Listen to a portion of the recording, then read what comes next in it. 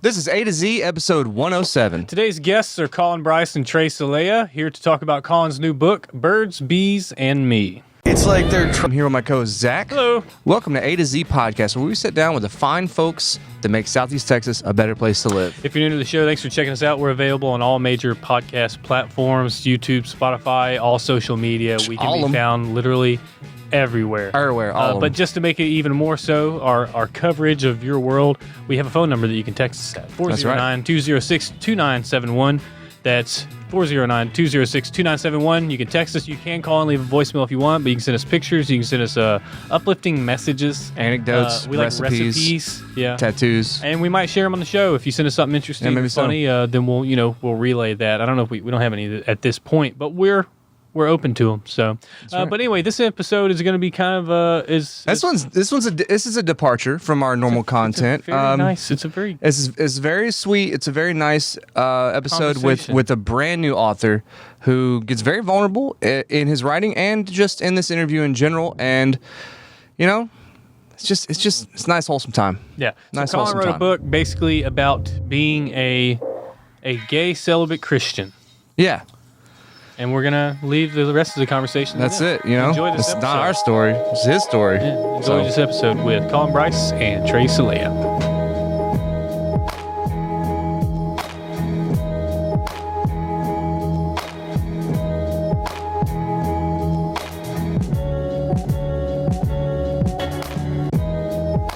He knew a guy that got in a fight, and it happened to be with another guy who did BJJ, and they just fought for 20 minutes and were just worn out. All right.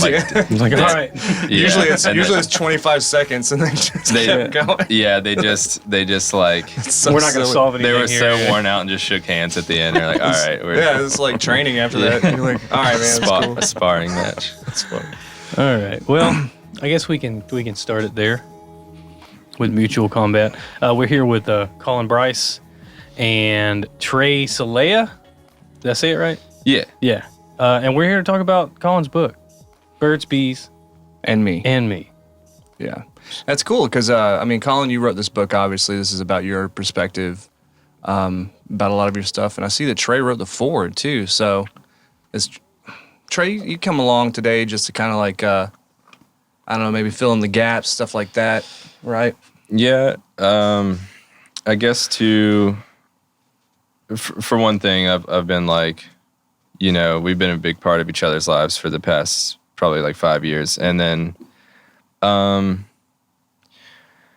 so he obviously has a very unique perspective, and I guess my role in a lot of this is to give the hetero cis male perspective on kind of an odd, I guess a relatively odd situation of being best friends with a gay guy, and the cultural, societal, communal, spiritual implications of that, especially here in this area, right? Right.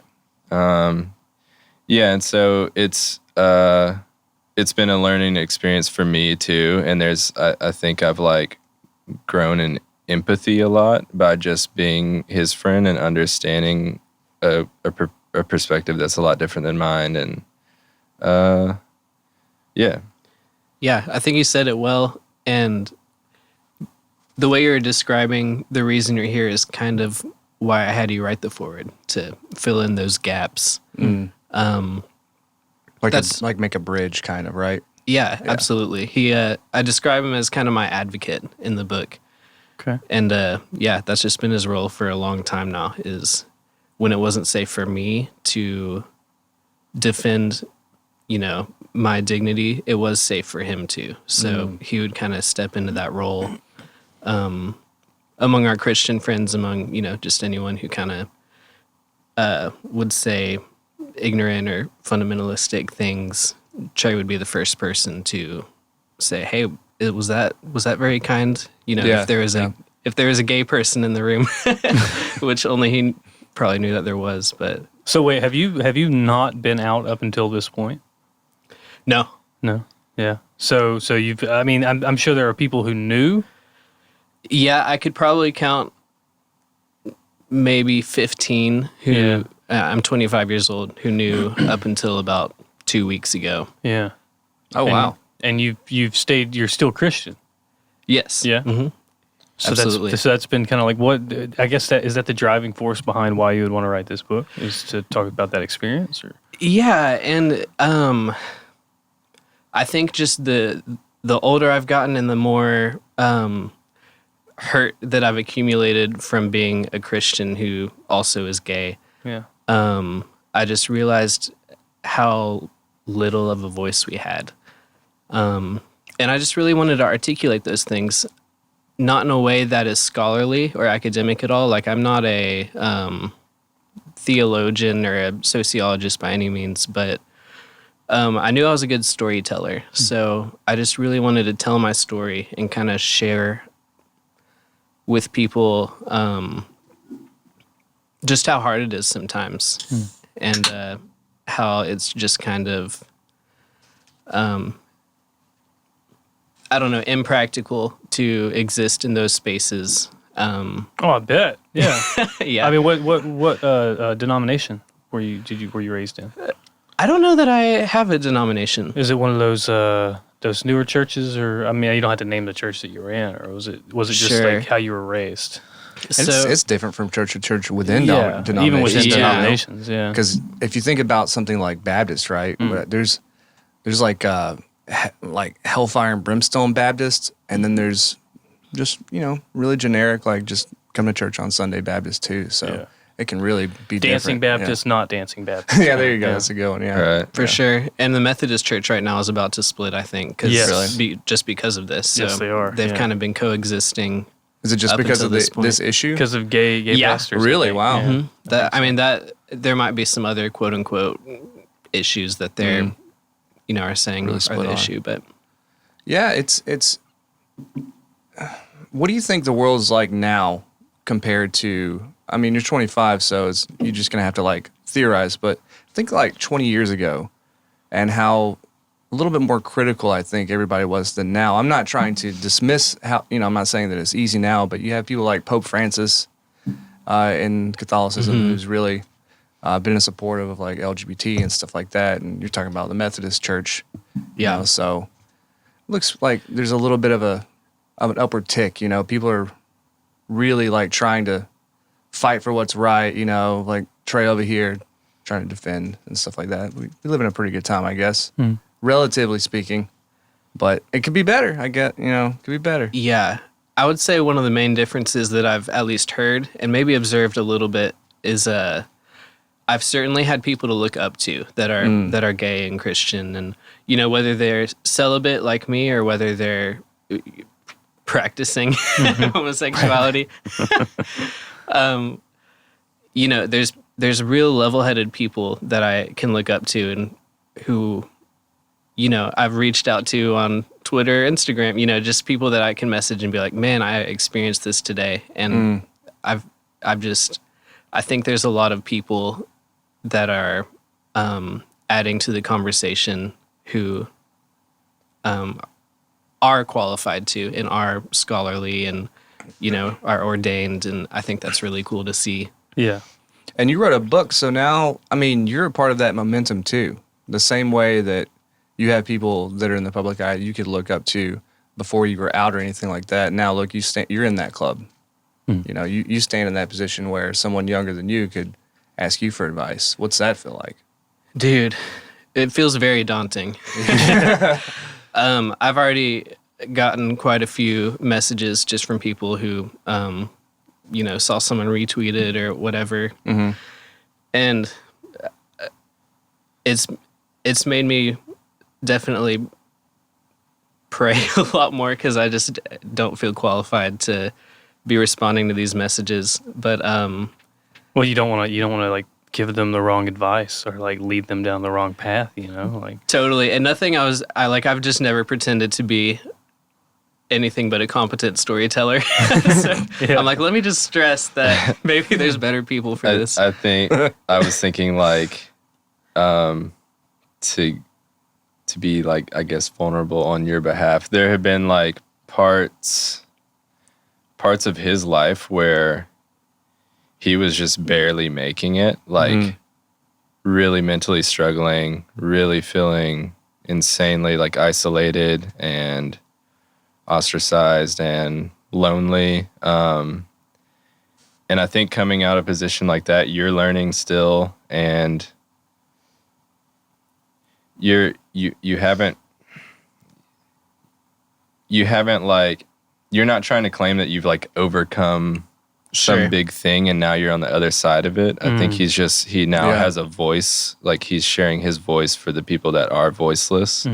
And so, yeah, like I certainly wouldn't feel qualified either to be like, hey, like there were times where I just would rather not have existed, like I don't feel qualified to give you like life advice. So I'm sure it does feel very daunting because like he's in a community that unfortunately statistically suffers way more from anxiety, depression, suicidal thoughts. And so like that's a lot of weight for him to have to bear, and no one's really qualified for that, so I think it's a pretty tough position. Yeah, because you want to help any way you can, but you also don't want to hurt, and you don't want to say anything that might lead somebody down a path unintentionally, or absolutely, it could be hard. And it gets real gray there because for a long time I knew who I was comfortable coming out to, and I knew who I was not. And like, if Trey wanted me to open up to someone else, that just would not have been a conversation a lot of the times that he was like, you helped me a lot, and I think for much of that you did not feel qualified either. We were figuring it out. Yeah, but I don't think anybody's really qualified to do anything. I mean, I'm being serious. Like, think about having a baby. You're just gonna have it, and you're not qualified to be a parent. Yeah, it's the same way. Like, swing you guys, it.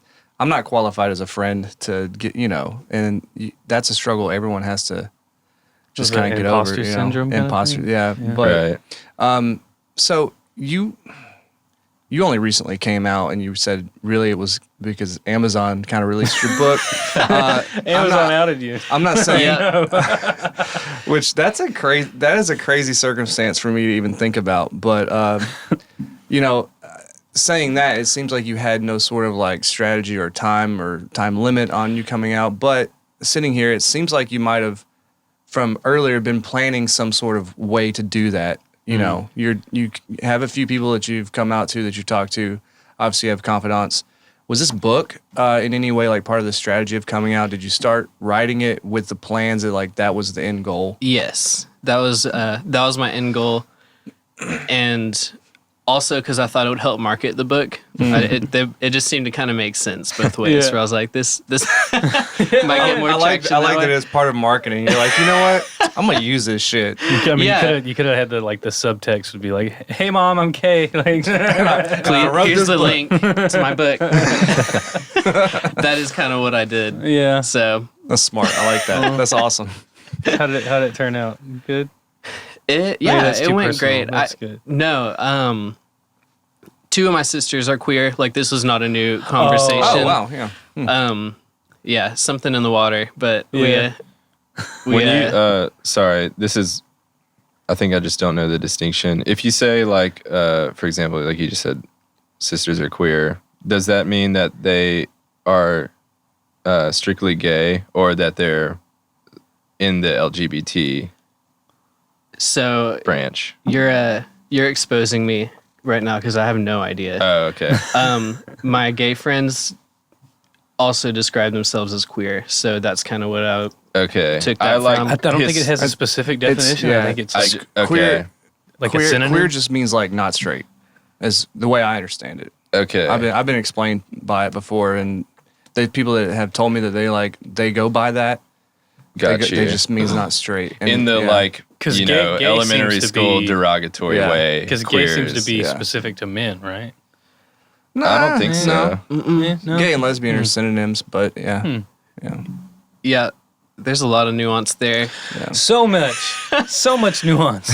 I honestly, just as an outsider looking in, you know what I mean? I appreciate people that just say queer and don't try to define it. I think that's one of the biggest things is bringing the LGBT community now down is all these subdivisions. And instead of like being strong and supportive of each other, their own flag. It's everyone's subdividing, and they're subdividing everything. Like they're making individual burdens harder for themselves and making it harder for like normal people or just people that aren't exposed to this, right? All the time, making it harder to understand. And I don't know, it's like whenever you just get down, it's now I'm this or now I'm this, and it's all that subdivision. I think it's counterproductive. I it's get their that. choice. It's whoever's choice to say whatever they want. It just I think I can like sympathize. I have sympathy for that though, because like I feel like that might come out of a place just like with you. I know like a big part of you sharing this story and like even the way you prefaced in like your Instagram post is like this is kind of this is my story, and this isn't like a conversation. This is like time for you to listen. Like this is like my voice, and like my voice has been silenced my whole life. So I can see where other people just want language to put to their want experience. language and some kind of like definitions or vocabulary to attach to their experience, because like some people don't fit into like his story, his narrative. He's gay, but some people don't feel like it's that straightforward, and so I think people need other language and terms to navigate that, and so I think it's fighting to like feel heard. Totally. Yeah, and especially within the gay community, just from what I've seen, they want more. Like they want more language to talk about their experiences to each other. It's kind of like if two PhDs are talking to each other, you're not really going to understand what they're saying because it's so nuanced. They're not saying it in layman's terms. Yeah. Right. Yeah, I can see that. And for someone who is so ostracized, like you were talking about, I could see the importance of being valued in a group that might be smaller, or just in a group where there's more of a understanding within the boundaries of that conversation. So I definitely understand that. Yeah. Yeah, I'm learning for sure. I had a gay guy message me the other day after he read my book, because I had mentioned in my book that, I guess, weird vulnerable fact, I've never looked at porn before. And he was like, "Are you sure you're not asexual?" He said ace or demisexual, and I was like, "Dude, I have no idea what these terms mean." Yeah. Like, I'm just gonna have to break these down before I even think about answering this. But yeah, I feel like after coming out, you've like unlocked an entire like underground subculture. Well, no, totally. It is underground. Well, because you're kind of like you hit two different things of like because being a gay man is one thing, and especially in this world, it's a lot more accepted. But not only that, but you're a Christian, and then also you're celibate, and it's like what that it's like that's just it's a whole other like angle of that existence, and I guess this is just a way for you to talk about that or talk about your struggles with that, or it's a very nuanced position to be in. It's like how can you even say if you're gay if you haven't participated, but then it's what you're attracted to and all that. I'm not saying against any of that, but it's like how do you stay Christian being a gay man and everything that's preached at you through your whole life, like how do you push through that and stay keep close with your relationship with Christ, Yeah, I'm laughing because part of me is like, I don't know. I'm figuring it out. But man, I've just met so many Christians who want to learn and want to understand, and that's just been like the fire behind me. But yeah, that's my whole book. You kind of nailed it. Is just there's a contention there, and there's it's not even a ignorance or a misunderstanding as much as it's a silencing of what I experience and a forcing into kind of this heterosexual norm that I just can't exist in. So I feel like a lot of my book, it was I mean, obviously dealing with bad theology, like, having a faith in God will make me straight, or, and fix did it. all the Old Testament quotes and Yeah. Leviticus or whatever the hell it is that they always bring up. Oh, what is that one? What is it? Is that the one, lay with a man, get stoned? Yes. It calls it an abomination. It calls laying with a man an abomination, but Yeah. just a couple of movements over, it says, don't mix fabrics. It says abomination, and then it uses that same terminology, which is like qualifiable, like not quantitative. Uses it for all these other very small things, not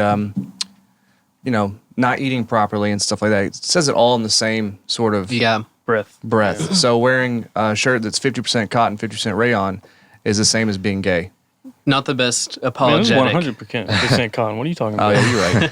But yeah, so there's that. But also, same time, if you're a Christian, then you also should really not take in all that stuff in the Old Testament, because once God gave the world Jesus, all that stuff doesn't matter anymore. Yeah. So it seems really counterproductive for people to use those in an argument in the first place. I don't know. I'm not an expert. How are you going to sell those special edition Bibles, though, that have both books?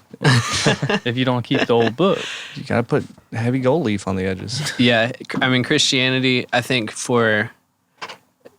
gay people realize this real early on. Like, a lot of my gay Christian friends were the first to be skeptical and to say, this piece of theology is not working, or, but a lot of Christians just, I think, have not had to do that. Because it doesn't apply to them. It don't apply to me. What does it matter? Right. Yeah, they can stay comfortable with it. And I say that just to say, those things are very nuanced, but we love to just Well, you just don't. You don't very even have literal. to sort it. If it doesn't apply to you, then there's no urgency to. You don't have to wrestle with it. Yeah, you don't you have to don't, dig in, and Yeah, because they have to wrestle with I ate too much, or like I didn't follow Lent properly. Whereas people like you have to deal with, how do I survive? how do you survive? Like, how do you, because you can change your eating habits, you can change, your thought patterns in a way, but you can't change your sexuality, it seems like, as far as like what we know and what I understand. Like, you can't just flip a switch or do some exercise and change that. If you could, you would have. Absolutely. Sure. Yeah. You're still Christian, you have the faith so much that even though you're struggling with this, that you're still in that. And it's like, God, I can't even imagine, like, because even though your love for Christ and how you feel drawn to Him is so powerful, this thing is still here, and it's like a mortal sin, and it's like that's hard, man. It's really hard. Yeah. Yeah, and this is I guess so, because you don't know the answer, so this is more of just like almost like this expression of you just being, I don't know, like, here, take it, like this is my thoughts on it. Like, is that what it is? Because we haven't read it yet. I'll admit that. I don't know if we said at the beginning, we haven't read this yet, but it looks like a short read. I'd like to read it. It is, yeah. It got number 1 on Amazon for a 90-minute spiritual read. I'm sure. Really? Wow. I'm sure that there's like 2 books in the category, but I'm sure there's a lot. You know that Christian is the Christian category is the largest podcast category in like ever. Yeah. Oh, I believe it. Yeah, because everybody takes their sermons and dumps them on Every church Yeah. has one too. Yeah. It makes sense. Yeah. So there is some of that. Like, there's definitely angst in it, but I also just don't. Writing it and organizing it in the way I did, I just came to the realization that I don't think the church has thought much on these things, and I wanted them to.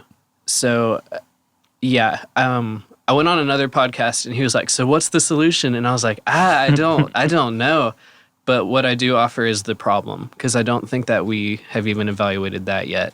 Yeah, because we're just now, like you said earlier, the Methodist Church is splitting kind of over that. I think it's women and gays becoming clergy is where the big split was, right? But it's like, for the longest time, it was just, nope, that's bad. Not going to talk about it.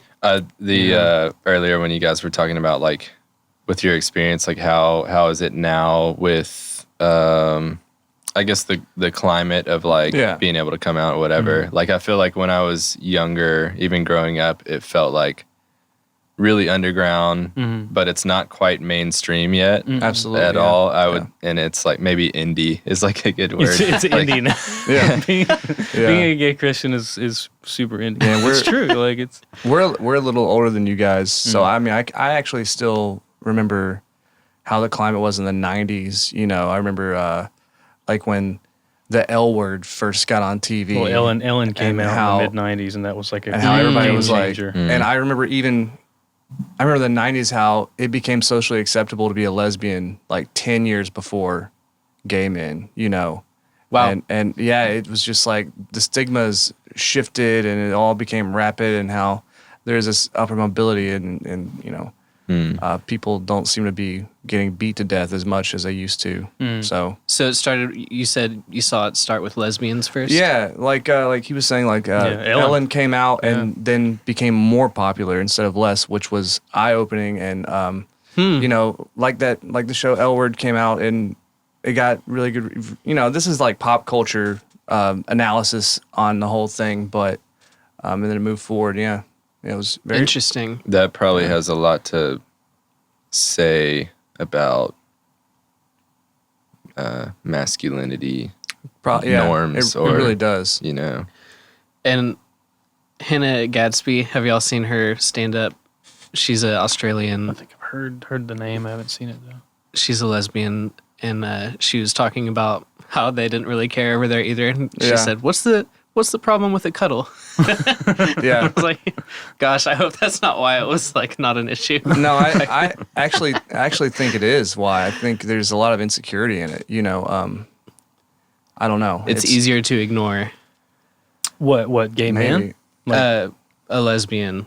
Oh, I think it honestly, and this is gonna sound really messed up, but like I think the reason that probably women, like gay women, was accepted quicker is because there's always been that hetero male fantasy of women making out. You know, like it's considered. But why does that exist in the first place? I don't know. It's, I can't. And I'm not like saying that's the why, but like it would make sense. You know, like that's been like fairly accepted. I was gonna say that. Like I think women. It's a fantasy thing for men. Women just are sexualized more and like objectified more, and I think maybe where some tension gets injected into the situation is like maybe it's not a problem because I'm trying to figure out a way to articulate. Like I think to the way that a lot of people think of the term gay, I think is like you immediately sexualize it. Yeah. So like to call, because it is a sexuality. You know? To call a guy gay, you immediately like sexualize them, whereas like men are maybe not seen inherently as like as sexual as women, right, or as sexualized as or objectified. That's a good point. Yeah. And yeah, that's been a huge pushback from the gay Christian communities that I've been part of, is stop sexualizing us so much, you know, like especially the celibate gays, because you're not even having sex. Is that a common group in it? I know I think it's more common. Saying, there's groups that you found that are there are obviously others like you. Yeah, I mean, in a Facebook group that I'm in, there's like 700 people in it, but I mean, I think there's so many that are closeted and are going to stay closeted, you know, until the day they die. They have no choice. Was that a helpful tool for you maybe when you were feeling really isolated? Did you have groups, like you said, a Facebook group or internet message boards or anything like that, maybe when you were younger? Could you go into a place anonymously and talk about your experiences and feel less alone? I didn't dare do that until a few months ago. And even then I was very selective. Like even with anonymity, you could have been like, I'm Farmer John, and went in there. You still were too. Were you worried about people finding out, or? I don't know if it had much to do with that as much as. Or was it self-acknowledgement? Exactly. Okay. Yeah, I think I just. if I didn't feel like I had it figured out, then I didn't want to deal with it at the time. And I think that had more to do with it, but the anonymous part of it has been really helpful for a lot of people. Yeah. Just to make friends in a safe place or a safer place, and be able to do that. Yeah. It's a man, the internet it's a beautiful thing. It really is. It's as gross and disgusting as it can be, where people hide behind anonymity to attack people. There's also that safety in anonymity too. So yeah, it's wild. So what is it that made you want to hide this for so long? That's a great question. I think that I knew that a lot of my privilege would be taken away. I just really had a heart for the guys that I mentored, and I knew that would be called into question if I was... Or were you a leader at the church? Yeah. Oh, wow. Okay, so you were like a youth leader kind of thing? And you feel like as soon as that happened, then... And that's the thing. Like, I have a lot of gay Christian friends who had to... I mean, they all left their ministries before they came out as celibate. Like, they were saying, I'm not having sex. And it was still... because if you come out as a youth pastor, there's the assumption of like, it's a pedophile or something. Exactly. And that's like the quick jump in this area, especially. Yeah. It's so sad. It's also sad. I think it's especially sad because a straight youth pastor would not ever be questioned on his straightness. But he would have the same access to girls, And it's happened several times in this area. It does happen, yeah. Yeah. Actually, it's happened. I don't know of any it's happened with gay youth leaders. I don't know that's happened. It's always girls, it seems. Yeah, and so that was one reason that I just decided not to touch it at the time was, I like the roles that I'm in, and they just wouldn't be tolerated. Yeah. Well, it's because you can mentor these people and you probably helped a lot of people, through hard things. And it's like, if you're good at it, yeah, and if you enjoy doing it, that's. I mean, this is a really interesting thing I wouldn't have thought of, but because of your situation, because you are celibate, you never had to write this book. I mean, I'm just saying technically, you never had to write this, and you never had to come out, and you could have stayed in the position you were, because as long as you stayed celibate, there would have been no way anybody could ever find out. So the fact that you did this means you did it because you wanted to and you thought it was important.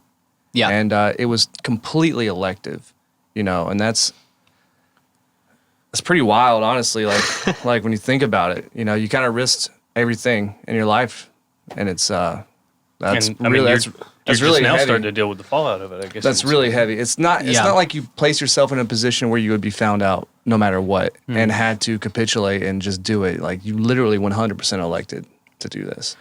Yeah. And I emailed or messaged, I just found people online that I knew had done this recently, like come out publicly as a celibate gay Christian.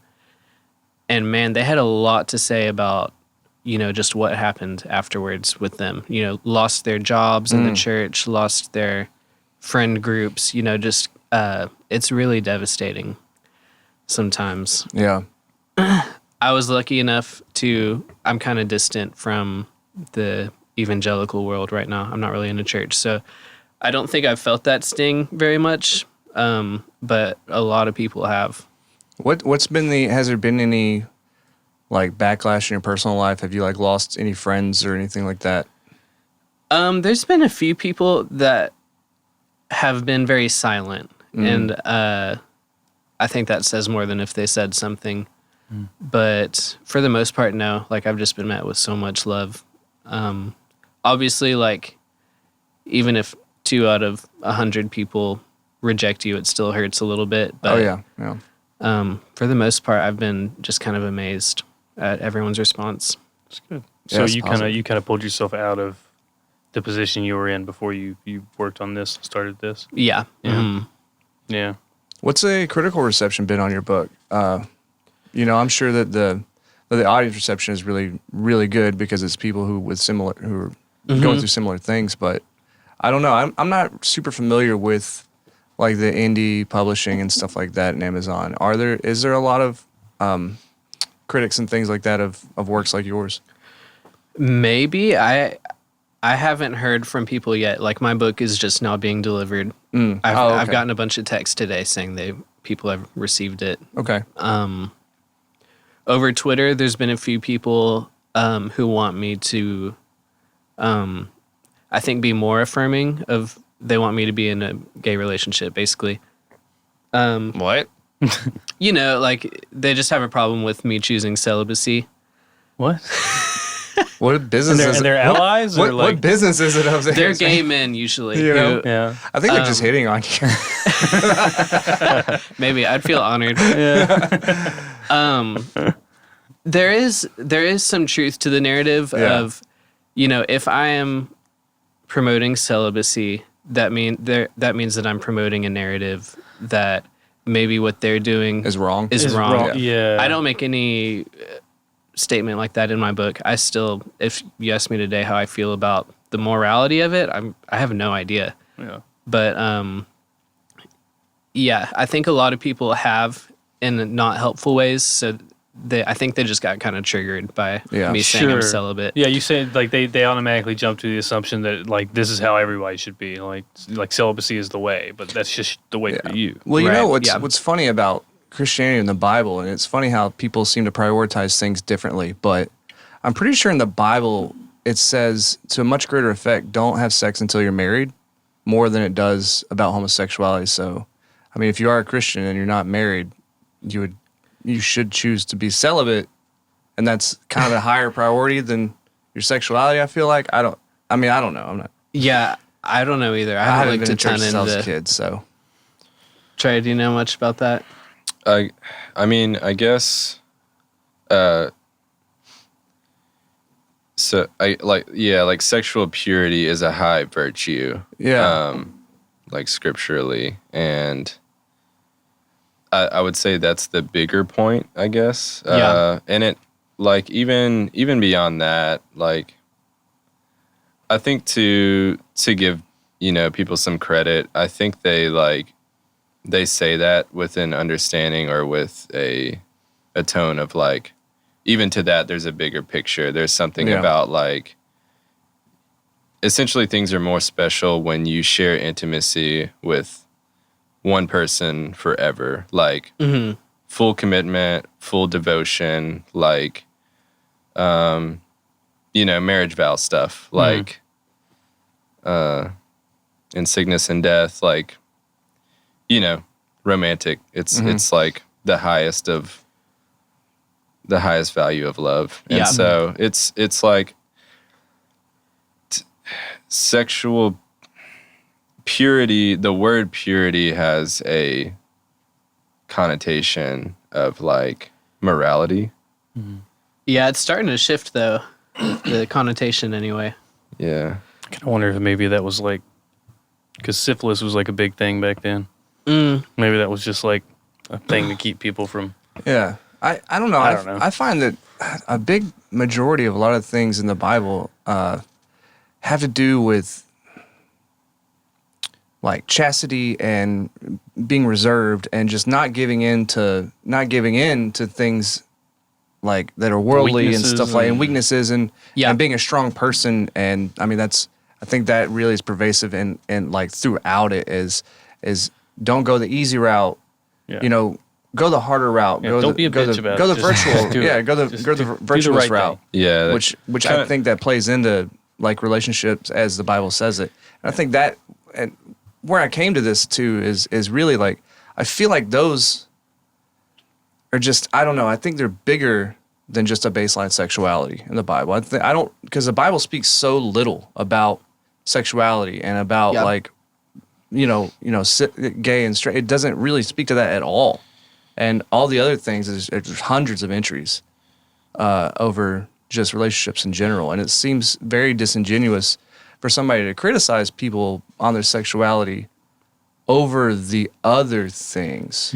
Yeah, it's like it seems like the bigger picture is like with things that people, typically read in the Bible as don't do this, whatever rules, like seems like the bigger point typically is like, don't be like enslaved to any of your desires, because I think we can kind of, I feel like that's pretty agreeable. Like we can look at people and be like, oh, it's like this alcoholic guy does not have his best interest or his family's best interest in mind, you know, like, and I think that can happen to anything. Like you can become addicted or enslaved to anything. I hung out with some Catholics one time that they basically said, they were at a band and it was like some kind of show that we did, and we went out to a bar after because you know they're Catholics, they like to drink, and they said something along the lines of, it's you know that drinking the alcohol and doing these things isn't the sin. It's if you do that and it causes you to sin. If you drink too much alcohol and it causes you to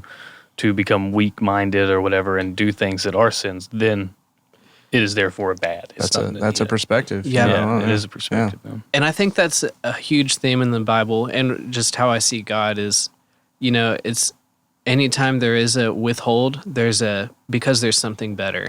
Yeah. And I don't know, I think we forget that part a lot of the time too, is God doesn't keep things from us. He gives us a ton. Freedom of choice, man. Yeah. That's separated us from the angels. We could actually choose whatever we want to do. Also, like, not to get we didn't have like 6 wings and a bunch of like seraphims or anything, but yeah, not to be like super abstract, but like I think it's like kind of a false equivalency to like say that freedom equates to being able to do whatever I want. Totally. I just don't think that is practically how life works. No, I don't. Yeah, I agree. I can't think of a great example, but just like, me and Trey can rabbit trail for hours on these things. I don't know. Just like,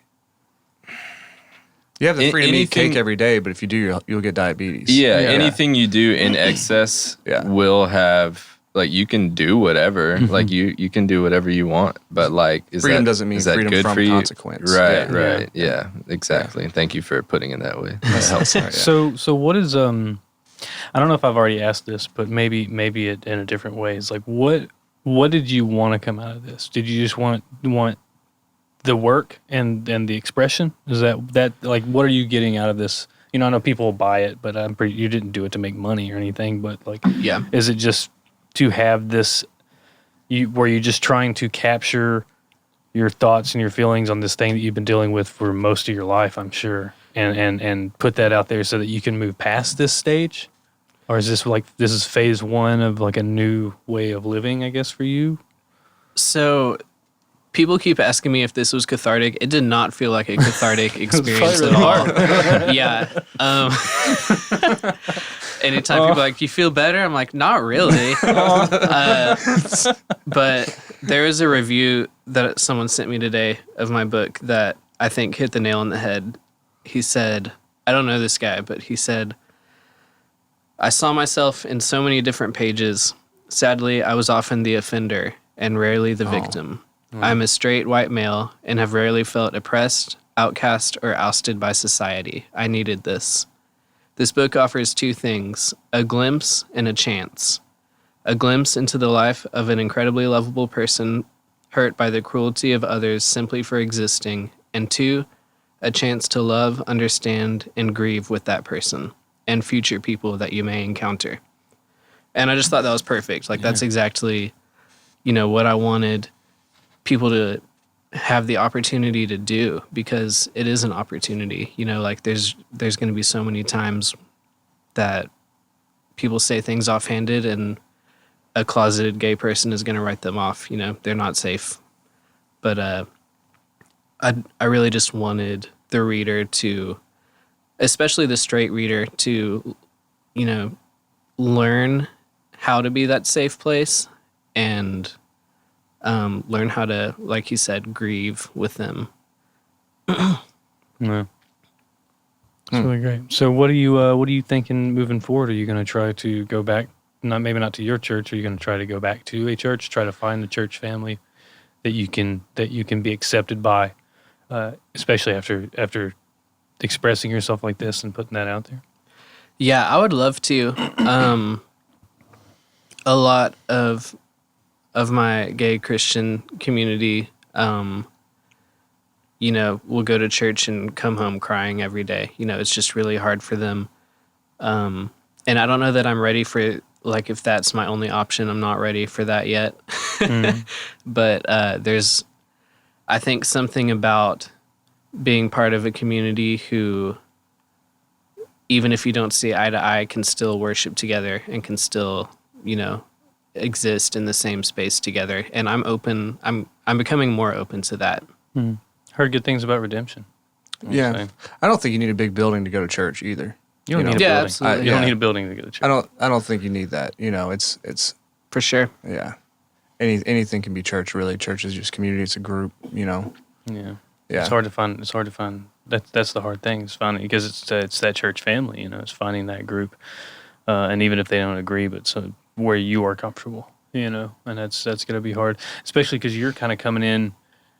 How do I say this right? You're kind of coming in almost with your own prejudices, or expectations of how they're going to react, and that will build, regardless of whether you mean to or not. You'll put My your own defenses. trauma. Yeah, exactly. Yeah, Mm-hmm. you'll put up defenses, and that's another barrier for you got to overcome trauma caused by other people, and it's just so it's difficult, man. It's hard, and it's compelling too, because I see Jesus doing that. Like that's kind of. I have a harder and harder time excusing that. I'm going to give myself the space to heal and to, do what I need to survive. But at the same time, like, I just see Jesus coming in and loving people who killed him, like who he had a panic attack the night before he was killed. He just kind of dealt with all these things that was at the cost of loving these people. So I'm still compelled by that story and by that narrative for sure. And it makes me want to go back. It's like you got to offer yourself up as a sacrificial lamb to see if these people accept you. It's scary, yeah. It is. Like you have to make yourself vulnerable all over again, just to almost as a test of them. But it's something that you need, and it's like that's got to be really difficult. Yeah. It's got to be really difficult, but I don't know. I think you can find it. And it's 100% elective. Yeah, That's the worst part. You're choosing to do it. That is the worst part, for sure. You can choose to not show up. Another week. Could just, just push it off. 20 years later. All right, I'm ready. If that's what it takes, that's fine. Hey, I don't have any guilt about that. Nothing's either. stopping you from praise and worship. Nothing's stopping you from study and from your relationship with Christ. It's just that's really the thing. It's like whenever because I'm a non-Christian, I don't go to church or anything like that, and I don't really care to. But understandable. But I would consider myself, I guess, a follower of Christ. I like all the stories told about the dude, and I like everything that he's done, and I agree with his message and do unto others and all that, and I can relate to it, and I try to live that way, but to go back into that environment and to do all those things is just beyond me, But you can do that on your own, and that's what I was getting at. But that was the first thing that, like, whenever I decided that I didn't believe, is the guilt that I felt and how I felt letting the people down, and like you said, losing your privilege and losing that community is like that community is so powerful and it's so good if it's right. If it's where your heart is and everything, is like losing that community is really hard. It is, yeah. And that's a big thing. And they're really good at pushing people away for pretty much any reason. Yeah, you don't have to be gay, But if you find but that's why people go to church, is fine, and that's why you would want to even go back, is because there's so much power in that community, and it's such a powerful thing to have all those people in your life. And it's I feel like it's like high risk, high reward. Like having community. You could just absolutely plummet. Having like David Koresh, oh shoot, high risk, high reward. Stock market. Yeah. Having like a great community can be like life changing and like, but like being like ever leaving that community and then being kind of like exiled, I feel like can just be life shattering. Detrimental. Yeah. Have you ever noticed there's this really strange correlation? So organized religious churches in America are on the decline. I've heard that. So some things are on the incline, like mega churches are on the incline, but interesting. But small, Really? Organized church on the whole though is on a rapid decline. Smaller flocks and stuff like that, they're dying, and mega churches and things, those are increasing slightly, not at the rates that the others are decreasing, but actually, just like in the same exact rate as those things are declining, communal things that have similar features are like proportionally inclining, like music concerts. like CrossFit, jiu-jitsu, like other kinds of groups, like all these groups that meet up like once a week and do this thing are actually proportionally increasing as churches decreasing. Well, look at the increase in festivals over the past decade. So that's true, and what one person can glean from that is that meeting up and being in communal services is just something that's biologically necessitated for humans to do. Oh, yeah. We're And social animals, yeah. We're social, yeah. And church is just one of those things. But you don't actually have to get that at church. You can literally get it at a book club. I think back in the day, church was like, here's your medicine, take it. Yeah, We're going to close everything on Sunday, so you have no other choice. You got to take this medicine. Yeah. But you could get that at a book club. You could get that at like a pinball club. Like all of those things are church. They're not religious, but they are church. Don't y'all call the jiu-jitsu studio church? Yeah. Yeah. Totally. People have asked me, And Thirsty, so I call it Thirsty's church. if I've, kind of hurt or missed that. And I'm almost always like, no. Like every Sunday I wake up and realize how relieved I am. Because there's so much, we were under a lot of pressure. You were feeling it. You were probably thinking about that the entire time you were there. Huh? Yeah, well, that, and also I just have those needs met. Like I have those needs met by community already, but I know so many people, especially in the gay community, just because that's kind of what I'm enmeshed with a lot of the time lately, is just aches on Sunday morning to miss that and to want to belong. And yeah, it's definitely something we were created for, like you said. Yeah. It's weird, man. It's weird. And I would say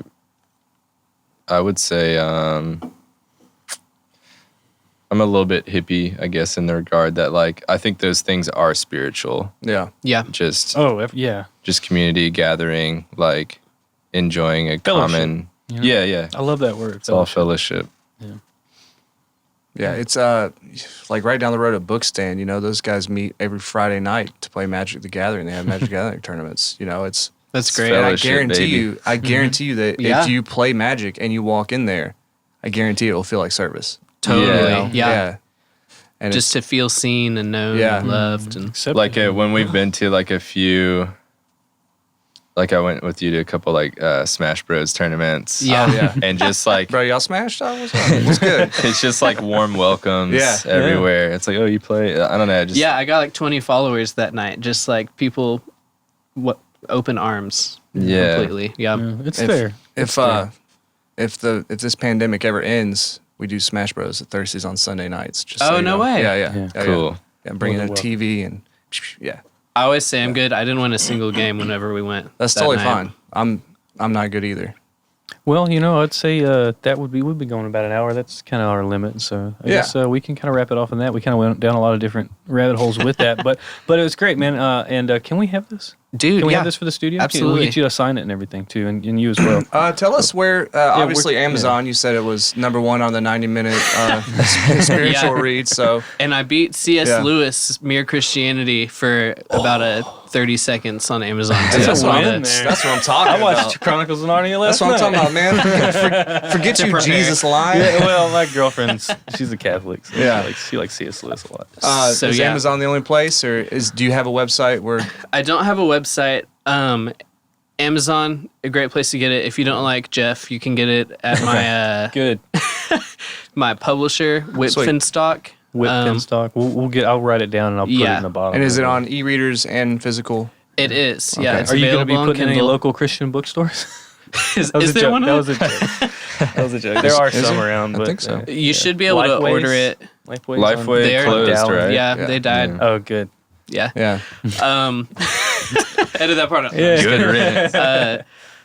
You should be able to order it at like Barnes and Noble within a couple weeks. They said. Okay. So it's published around. Yeah. Yep. Any bookstore should be able to at least order it if they're not carrying it. That's Do great. you plan on doing like any sort of meet and greets and signings at anywhere around? I am locally? the manager at Second and Charles has already contacted me, so I might hang out there after. That's badass, dude. Awesome. Yeah, I love that. Yeah. just hang out, bring a cookie cake or something. All right. That'd be awesome. It's right by GAC. Yeah. We'll come see you. Yeah. Yeah, absolutely. Yeah, and I don't know exactly when this is coming out, but we'll try to get it out faster than Yeah. Just let us Because it's know out. if something big like that happens, and we'll We'll try to get it cranked move it up. up. Cool, yeah. sweet, awesome. Yeah. Well, thanks, man. Thank both of y'all for coming. Yeah. Thanks Thanks, for, Colin. For Thanks, sharing Trey. your story, For man. sure. Thanks for Yeah, having and, us. It's been fun. That's been A to Z. All right, guys, that was episode 107 in the can. Big, humongous thanks for Collin and Trey. Thanks for coming out, sharing your stories with us, and yeah, man, it was great. Go get that book. It's the top 90-minute read. The top 90-minute Christian read on Amazon. Anyway, you know it you can get it on Amazon, like he says in the outro. Yeah, get on your Kindle, read it in a couple hours, and let us know what you think. Let him know what you think. Leave him That's a review. right. Leave him a review and just support him. Yeah, you know? support him, Yeah. but also maybe you'll learn something from it if you're a Christian. I don't know how many Christians or just anybody. I think anybody could learn something. You know, there's learned experiences. a lot of this I got from it is just how to be compassionate. You know, Yeah. just how to set aside everything and just listen to somebody. Something that the world needs right Yeah. now is seeing through somebody else's eyes. So That's right. It'd be a good experience, maybe. It's beautiful. Yeah. That's nice. Yeah. Special shout out to our patrons, the ones who see us through their own eyes or through the eyes they want to see.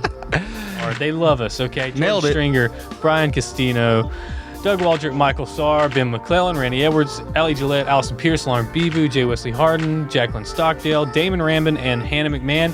Y'all are the MVPs.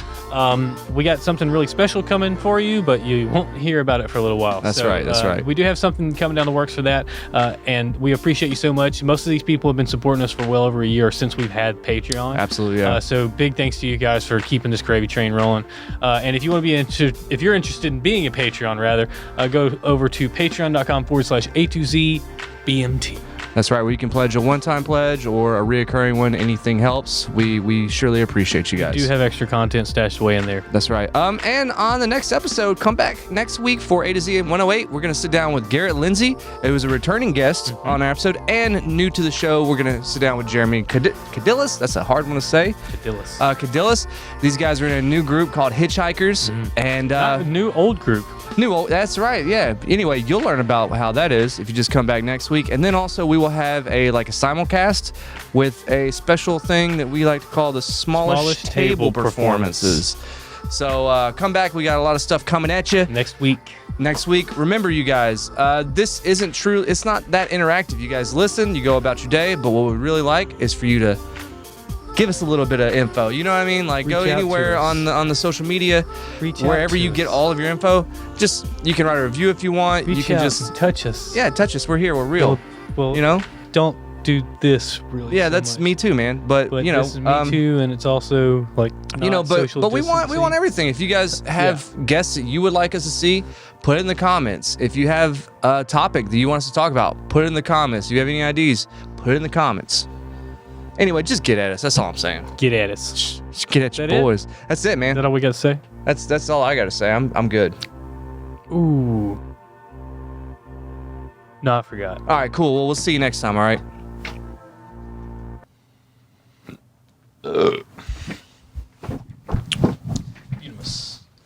Just get at your boys.